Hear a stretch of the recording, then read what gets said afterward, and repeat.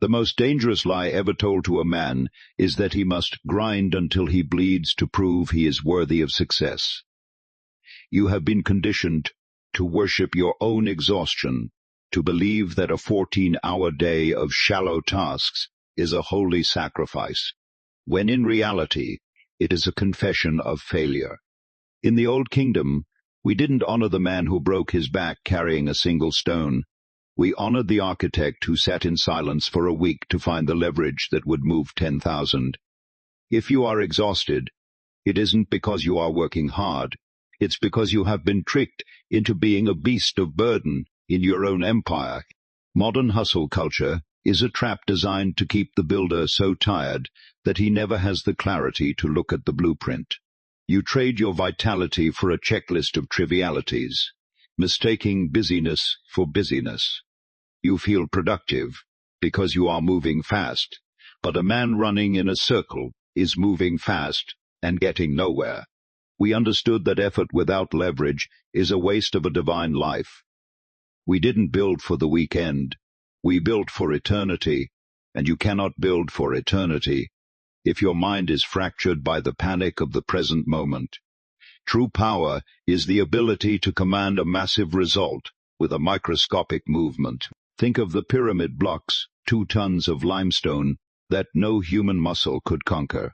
We didn't fight the weight, we mastered the fulcrum. Most of your stress comes from trying to move the stones of your life with your bare hands. You try to solve problems with more hours, more sweat, and more caffeine. This is the path of the slave. The path of the pharaoh is to step back, find the leverage point, the one action that makes everything else easier or unnecessary, and apply your pressure there. 1 hour of deep strategic silence is worth a month of frantic shouting. A monument is not beautiful because of the sweat spent on it, but because of the proportions within it. Your life is currently out of ratio. You spend 90% of your time on maintenance, emails, small talk, and social noise, and only 10% on monumental work. This is why you feel like you are drowning. In the ancient world, the architect's time was spent in the mescanet, the place of creation, not in the dirt. You must ruthlessly cut the noise. If an action does not add a stone to your eternal legacy, it is a distraction, no matter how urgent it feels. Learn to say no with the cold finality of a stone wall. You are stressed because your horizon is too short. You are working for a paycheck, a month, or a year. Because your vision is small, your anxiety is large. When we laid the first course of Giza, we knew we would likely be dead before the capstone was set. This long-term mindset is the ultimate cure for stress. When you build for the next 100 years, the setbacks of Tuesday become invisible.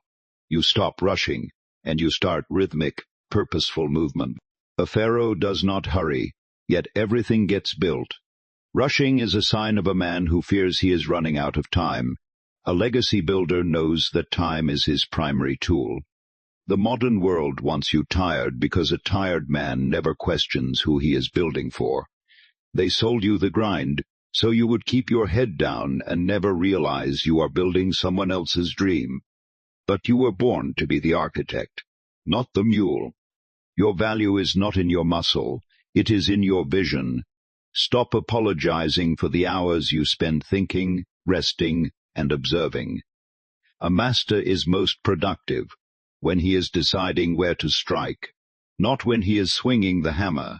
Stop being a consumer of your own energy and start being an engineer of your own destiny. Put down the weight of hustle and pick up the rod of strategy.